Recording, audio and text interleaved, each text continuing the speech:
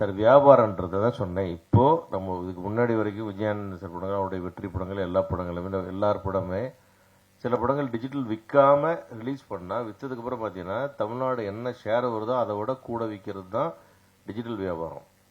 இன்னைக்கு ஒரு படம் 19 கோடி ஆல்மோஸ்ட் 20 கோடி ஷேர் வந்த படம் 2.25 கோடி டிஜிட்டல் விற்கிதுன்னா அதுதான் அந்த டிஃபரன்ஸ், இந்த பர்சன்டேஜ் பார்த்துங்கன்னு சொன்னேன். ஆனால் அதே மாதிரி இப்போ கார்டன் 19 ரூபா கொண்டுச்சு, மகாராஜா 25 ரூபா படிச்சு சந்தோஷப்படுறோம், கிடையவே கிடையாது. அதெல்லாம் அது ஒரு 40, இது ஒரு 70 கோடி பண்ண வேண்டிய படம். அவ்வளோ ஸ்டாண்டர்ட் இருக்கு படத்தில், அவ்வளோ குவாலிட்டி இருக்கு. பார்த்து அத்தனை பேருமே நல்லாக்குன்னு சொன்ன படம் இவ்வளோதான் வசூல் பண்ணோம். அப்புறம் மீதி வசூல் எங்கே போச்சு? ஏன் வர்றதில்லை ஆடியன்ஸ்? இங்கே ஆடியன்ஸ் வர வைக்கிறதுக்கான முயற்சிக்காக தான் அதை நான் சொன்னேன். டிஜிட்டல் ரைட்ஸ் வந்து ஒரு 5ல் 1 மடங்குக்கு கீழே போயிடுச்சு. அதில் அந்த டிஃபரன்ஸை யார் மேட்ச் பண்ணுறாங்க? ப்ரொடியூசர் ஒரு ஆள் தான் தூக்கிட்டு சுற்றுறாங்க. அதுக்காக யாருமே 100 ரூபா குறைச்சிக்க ரெடியா இல்லை.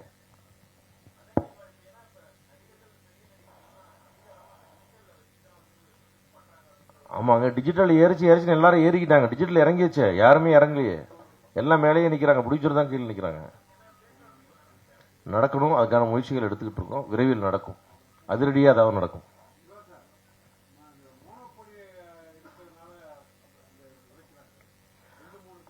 ஆமா சார், மோனோபொலி தான் இருக்கு. அந்த மோனோபொலி தானே ஏத்துனா, வேற யாரும் ரேட்டை ஏத்தலையே. அந்த மோனோபொலி இருக்கிற வந்து உங்களுக்கு அமேசான், நெட்ஃபிளிக்ஸ் வந்து தான் இந்த ரேட்லாம் ஏறிச்சு, மார்க்கெட் ஏறிச்சு. மீதி சேனல்ஸ்லாம் கூடவே வந்தாங்க. பட் ஹையஸ்ட் பிரைஸ் பெரிய பெரிய மெகா படங்களை வாங்கினது அவங்க தான் வாங்கினாங்க. இன்னைக்கு அவங்க நான் வாங்கலைன்னு ரிவர்ஸ் பண்ணிட்டீங்கன்னா அது அவங்க ரைட்ஸ், வாங்க மாட்டேன்னு சொல்றது. பட் வாங்க மாட்டேன்னு சொல்றதுக்கு பட் நாம தயாராகணும்ல. அதுக்கு நம்ம இண்டஸ்ட்ரி தயார்படுத்தணும். 2019 என்ன இண்டஸ்ட்ரி இருந்தோ திருப்பி ரிவைவ் பண்ணி அங்கே கொண்டு வந்து அந்த ஸ்ட்ரக்சரை கொண்டு வந்தீங்கன்னா தான் சினிமா எடுக்க முடியும். இல்லாட்டி இது ரொம்ப நாளைக்கு தாங்குற வண்டி இல்லை இது. அதுதான் சொல்ல வந்தேன். அது ஒரு வார்னிங்கை தான் நான் அவ்வளவு வேண்டுகோளா உங்களுக்கு சொன்னேன். டைரக்டர் ஆமா சார், தயாரிப்பாளர் சங்கம்னு இருந்தா கூட தனி மனிதனா கூட எல்லாரும் யோசிக்கணும்ல. அதுதான் சொன்னேன். பிரெயின் டெட் ஆச்சு, கையை காலு விரல எல்லாம் மாட்டிக்கணும்னு சொன்னேன் நான். டைரக்டர் விஜய் மில்டன் சாருக்கு ஒரு கேள்வி. மழை பிடிக்காத மனிதன் சொல்லி கவித்துவமான ஒரு தலைப்பு வச்சிருக்கீங்க. பொதுவாக அதில் 3 கேரக்டர் வருது. சரத்குமார், விஜய் ஆண்டனி, நம்ம சத்யராஜ், 3 கேரக்டர் வருது. ஆமா சார். பொதுவாக அந்த மழை பிடிக்காத மனிதர்களை வந்து இந்த ஓம் போபியான்னு சொல்லுவாங்க, ஓம் புரோபோபியான்னு சொல்லுவாங்க, பயம்புட்டு, அதுக்குன்னு ஒரு இது இருக்கு. அந்த மாதிரி ஒரு பயப்பிரச்சனையை வச்சு இது எடுத்துருக்குதா இல்லை எந்த அடிப்படையில் இந்த தலைப்பு வச்சிருக்கீங்க?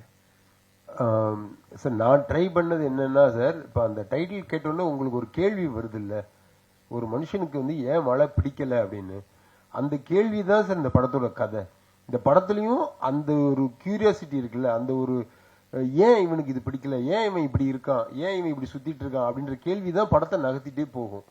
ஸோ அதுக்கு கிளைமாக்ஸ்ல நம்மளுக்கு வந்து ஒரு ஆன்சர் கிடைக்கும். ஓ, இதனாலதான் அவனுக்கு ஒரு மழை நாள்ல நடந்த ஏதோ ஒரு சம்பவம், அந்த சம்பவம் என்னன்றது முழு விவரம் கூட நான் சொல்லலை. ஒரு மழை நாள்ல நடந்த சம்பவத்தினால அவன் வாழ்க்கை டோட்டலா மாறிடுச்சு, அதனால அவனுக்கு மழை பிடிக்கலன்னு ஒரு அண்டர்ஸ்டாண்டிங் வரும். விஜய் மில்டன் சார், இந்த படத்துல விஜயகாந்த் சார் நடிக்க ரொம்ப ட்ரை பண்ணீங்க, நிறைய போராடினீங்க. ஏன் நடிக்கல? அவர் கேரக்டர் தான் சத்யராஜ் சார் நடிச்சிருக்காரா? என்ன நடந்தது சார்? கேப்டன் இந்த படத்துல இருக்கார் சார். இப்போதைக்கு நான் அவ்வளவுதான் சொல்ல முடியும்.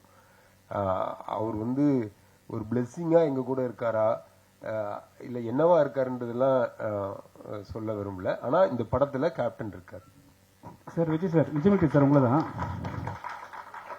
சார். நீங்கள் லாஸ்ட் டைம் வந்து இல்லை அண்ணன், லாஸ்ட் டைம் வந்து சத்யராஜ் சார் வந்தாங்க.